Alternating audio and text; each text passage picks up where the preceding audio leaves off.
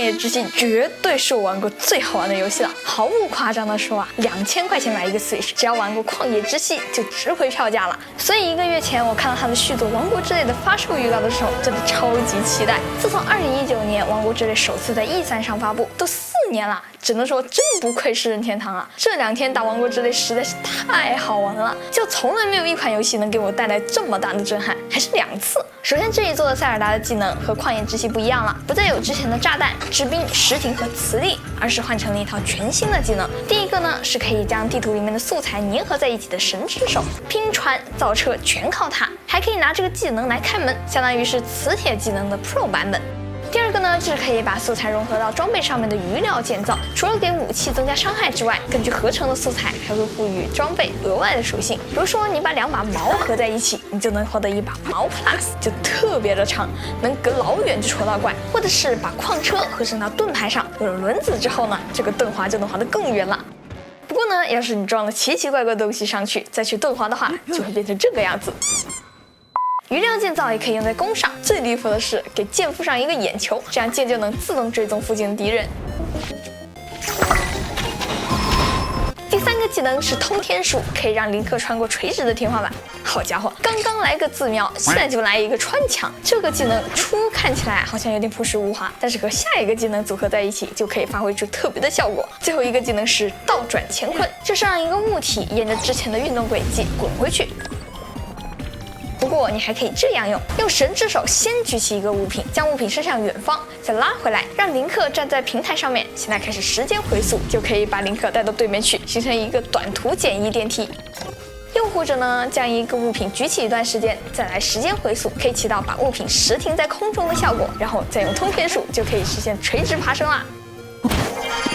游戏中的空岛上面还有隐藏的扭蛋机，里面可以获得千奇百怪的功能性素材。这里面呢，我最喜欢的就是这个滑翔翼，可以让你在空中飞好远好远，而且你可以操作林克站的位置来调整滑翔翼的重心，这样子来操作小飞机真的贼有意思。就是这个滑翔翼需要在跑道上面才能起飞，很多想起飞的地方都没有这个跑道。刚开始玩的时候，我就试着把飞机举到悬崖边上，期待它滑下去的同时呢，不会把我从飞机上面甩下来。后来我就学会了先用神之手把这个飞机举起来，再放回地面，爬上飞机之后用时间回溯，就能让飞机保持一个悬空的状态，直接起飞了。当然也可以简单些，直接拿个火箭粘在飞机上面，简单粗暴。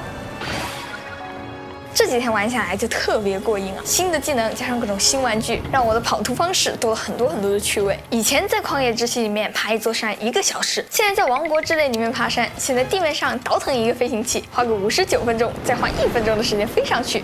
除了更多的探索方式，王国之泪的可探索内容也是旷野之息的3倍。除了天空和地面，还有未知的领域可供探索。怎么找到这一片世界，就看玩家有没有足够的勇气了。上一期王国之泪的开箱视频里面有提到过，在旷野之息里面，你解决谜题的方式有多种选择，你可以利用上开放世界的所有元素来帮助你探索这片大地，是不是贼有意思呢？但那都已经是过去式了。如果说在旷野之息里面，你解决问题的方式有好几种，那么在王国之泪里面，你就有无限种的方法来解决问题。游戏过程中你会遇到很多的轨道，想要到达对面，你可以利用上旁边废弃的矿车，给矿车上面装一个风扇，这样一辆简易小火车就造好了。呜呼！但是这个地方呢，你吃着火锅唱着歌，啪的一下就掉下去了。什么叫惊喜？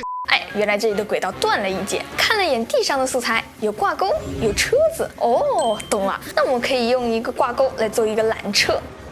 那如果你是一个星际玩家，恰好没有看到地上这个钩子呢，那么你也可以这样把5辆矿车全叠起来。什么？桥断了一截？那这和我5连矿车动力加强版有什么关系？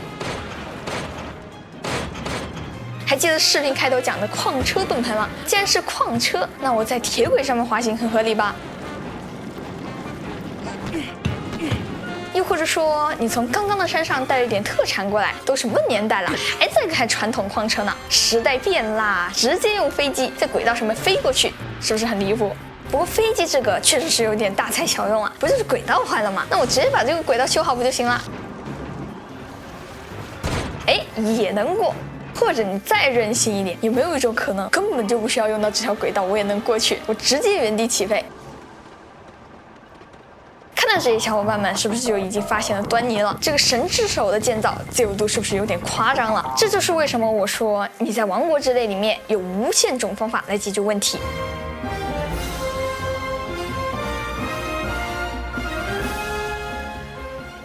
除了探索部分，这一座在战斗方面的改动也非常有意思。首先是在游戏设定中，大反派苏醒的瞬间，世界上的所有武器都生锈腐坏了，所以主角林克用的武器也会更加频繁的损坏。地面上的怪物也会因为大反派的复苏变得更加强大，数量也更多了。而且你不能再像以前一样，在箱子里面直接翻到一把50-60攻击力的武器了，取而代之的是，你可以将击杀怪物所掉入的素材融合在武器上面，而且武器损坏更频繁之后呢，你就有更多的机会更换。尝试组合新的武器。最有意思的是，很多素材组合在装备上面都会有意想不到的功效。你可以在盾牌上面装上一个雷龙头，这样巨盾推进的同时，还能将敌人缴械，攻守兼备。也可以在双手剑上面插一个火龙头，直接给对面表演一手无敌风火轮。甚至还可以把炸药桶合成到武器上，直接给球球人们见识一下什么叫长柄手雷。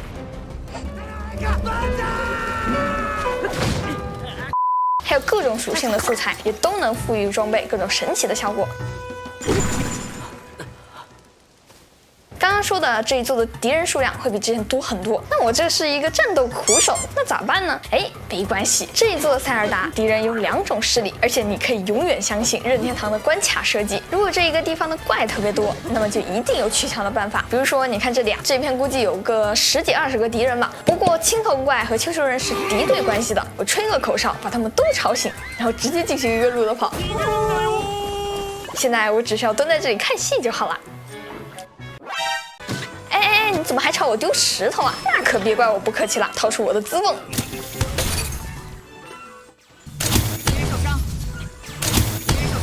那边还有个大怪被冻住了，给他来一剑。